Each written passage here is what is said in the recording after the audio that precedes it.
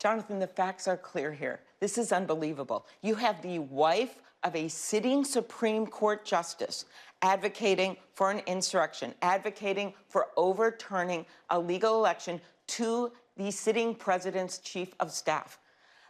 And she also knows this election, these cases are going to come before her husband.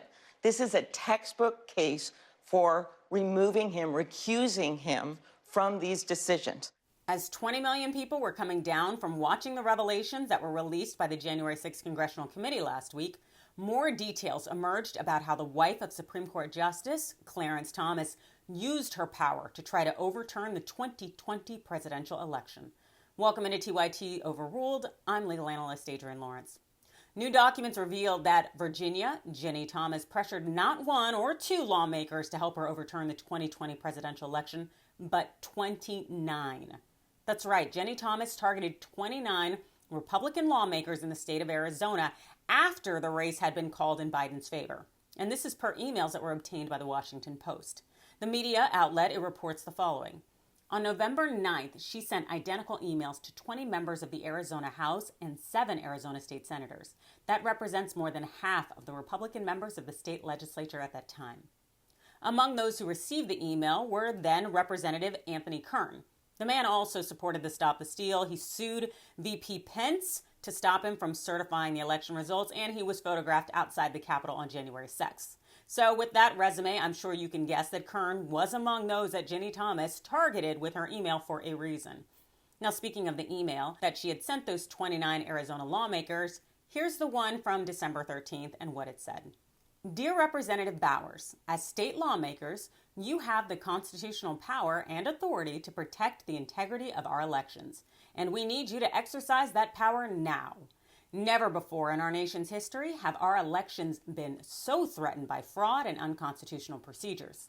That's why the nation's eyes are now on you. Before you choose your state's electors, I ask you to do 2 things. 1, please watch this 2-minute video. 2, and then please consider what will happen to the nation we all love if you do not stand up and lead. Thank you, Ginni Thomas. That was sent on December 13th, the day before members of the Electoral College were to cast their votes, sealing Biden's victory. And at the very same time in Washington, D.C., if you recall, Donald Trump was summoning Michigan and Pennsylvania GOP representatives to the Oval Office, where he would be making the very same request that Ginni Thomas was making of the Arizona lawmakers. So let's process this. The wife of a sitting Supreme Court justice contacted various state lawmakers urging them to engage in unethical and coup-ish behavior by refusing to certify the election in favor of the lawful winner. So why she's not being charged with conspiring to overturn the U.S. government truly is beyond me. But as it appears, she is clearly operating as Trump's henchwoman. Anyway, while I definitely understand the separation of beings between husband and wife, it seems hard not to see how Ginni Thomas's efforts to thwart democracy would create a conflict of interest for Justice Thomas. How is it that he could be this legitimate, impartial, and judicious voice on the highest court in the United States, as he's supposed to be, when his wife's out here trying to undermine democracy at every turn?